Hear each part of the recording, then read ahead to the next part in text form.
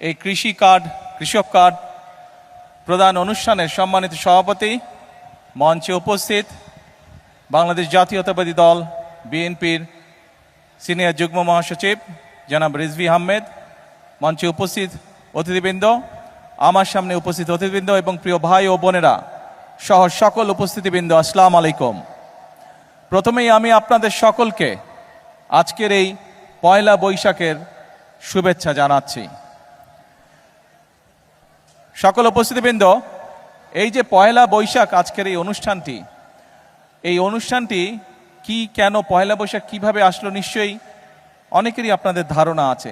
যদিও বর্তমানে এটি একটি সামাজিক অনুষ্ঠানে রূপ নিয়েছে, কিন্তু পয়লা বৈশাখটি আসলে আমাদের এই বাংলাদেশের কৃষকদের সাথে সম্পর্কিত।